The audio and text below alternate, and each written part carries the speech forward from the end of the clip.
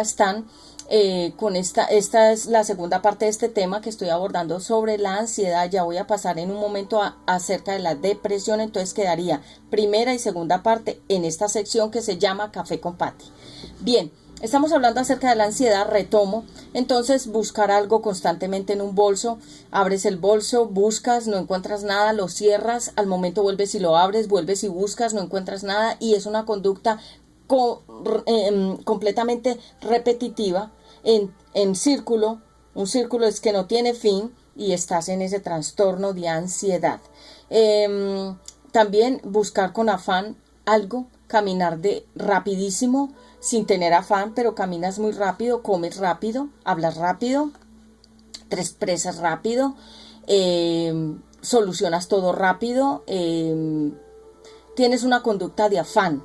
También es porque tienes un trastorno de ansiedad. Una cosa es tener afán porque, bueno, ya no me queda tiempo, y otra cosa es que la persona todo el tiempo contesta de afán, camina de afán, come de afán, habla de afán, se viste de afán, tiene una ansiedad. La persona realmente tiene que solucionar eso que le pasó en su niñez, porque es un trastorno de ansiedad que la persona tiene. Es normal que nosotros digamos, no es bueno hablar ni muy rápido ni muy lento, sino tener una frecuencia en el hablar. Digamos, yo estoy hablando un poco más en una aceleración, pero hago pausas para continuar un tema y le hago inclinaciones a la voz. La subo, la bajo, la dejo en un intermedio, es normal. Pero cuando las personas están en un afán y parecen una grabadora y hablan y hablan y hablan y hablan y no dejan hablar a nadie, tienen una ansiedad.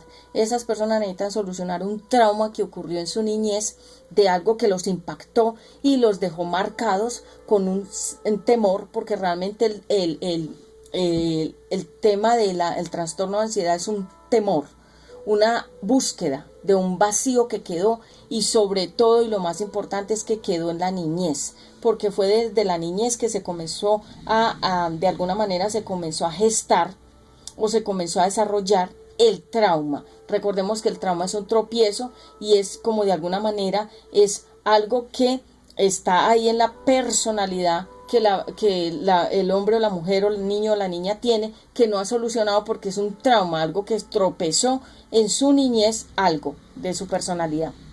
Entonces, abrir y cerrar una puerta, entrar, salir de un lugar, buscar en una bolsa, en un bolso, digamos en un cajón, llegar a un lugar, comerse las uñas, o esconderse de la gente, o caminar rápido. Ya todo lo expliqué, entonces, para que haya una claridad. Digamos, acostarse, levantarse, te acuestas, te levantas, caminas, vuelves y te acuestas, vuelves y te levantas, y no tienes una paz, no puedes descansar realmente en paz, no puedes estar tranquilo o tranquila, porque realmente tienes una ansiedad. ¿Qué te causa esa ansiedad? Muchas veces puede ser que tienes que pagar facturas, cuentas, tienes deudas, tienes enemistades que de alguna manera te han amenazado, o de alguna forma tienes un familiar que está enfermo, o de alguna forma tienes una pareja que te hace sufrir y que no te da paz ni tranquilidad, entonces te roba como tu paz y tu tranquilidad.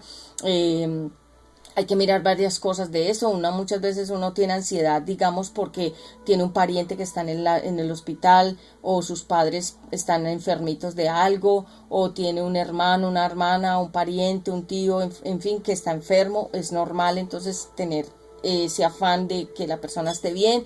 Y otra cosa es ya padecer como tal el trastorno. Entonces, estar en el trastorno, dando vueltas y vueltas en la cama, todo lo que sea repetitivo, constante, no es normal.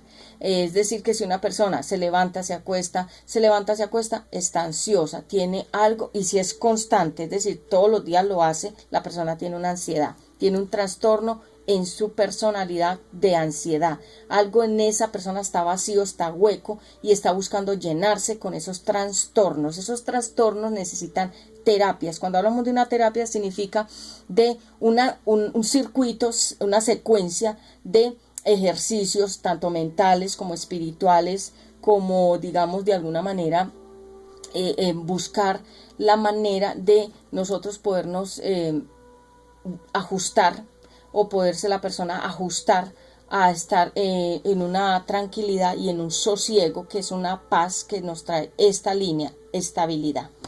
¿Qué causa entonces la ansiedad? Un trauma, un tropiezo, un episodio en la vida de la persona en su infancia que la impactó, que la llenó de miedo, temor, vio algo, le dijeron algo, le hicieron algo y la persona quedó impactada desde su niñez y le creó esa ansiedad. Digamos que hay gente que tiene miedo a las alturas, tienen miedo a la soledad, tienen miedo a la oscuridad, tienen miedo al público, tienen miedo al amor, muchos tipos de miedos, que no es el tema, pero también esto puede causar una ansiedad en la persona, ansiedad, digamos, de agradar a los demás, de ser aceptado por el público, por la sociedad, para que seas tú de alguna manera bien visto.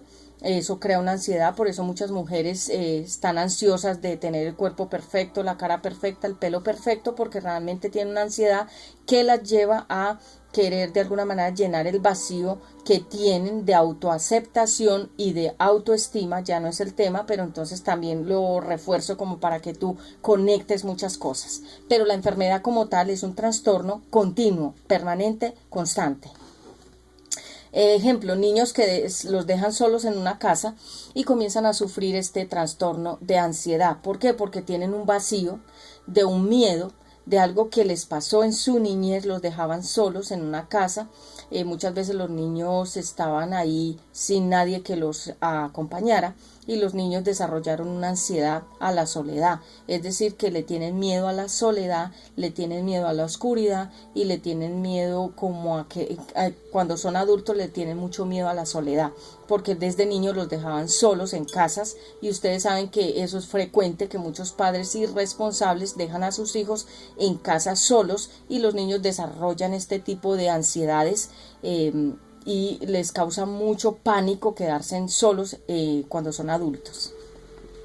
Niños intimidados, niños maltratados, niños que los gritaban, niños que de alguna manera los maltrataban en su niñez, niños que de alguna forma les decían muchas cosas intimidantes, ofensivas y muchas cosas que eran de terror y los niños desarrollaron una ansiedad como temores, varios temores.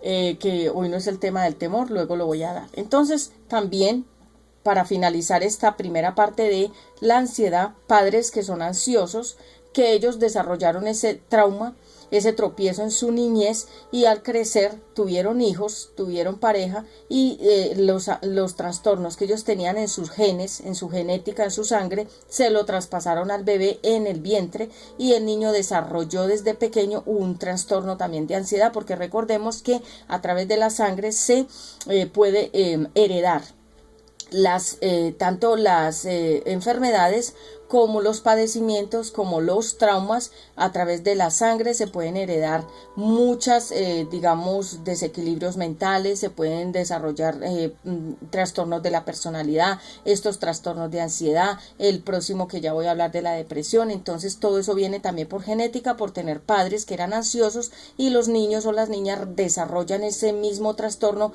en el vientre de la madre y por la sangre del padre y la madre también heredan esos trastornos.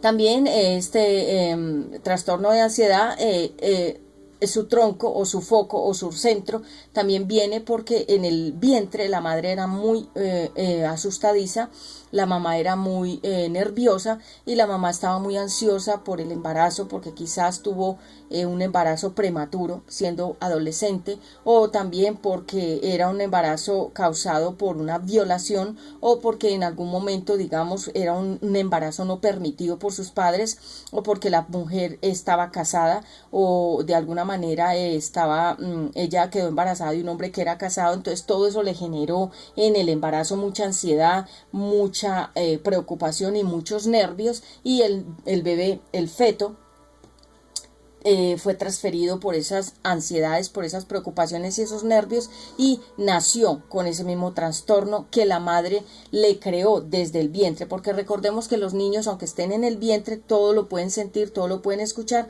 y pueden sentir también las vibraciones, la fuerza y de alguna manera el ánimo que siente la madre, lo que ella escucha, también el bebé lo escucha, lo que la mamá siente, el bebé lo siente, y todo así como el bebé también se alimenta con el, de alguna forma con el cordón umbilical, pero también el bebé puede sentir todas las frecuencias, la energía de la mamá, puede sentir todo lo que la mamá siente, el bebé lo siente en el feto, es decir, dentro del vientre. Sufrimiento fetal en el vientre durante el embarazo, madres entonces nerviosas, y ahí ya finalizamos esta parte de la ansiedad, que yo sé que ha sido bastante interesante. Ahora vamos a continuar con el trastorno de la depresión. Yo sé que mucha gente sufre de este trastorno. Este trastorno también tiene una raíz, un tronco, un fondo. Es decir, se generó por algo que vamos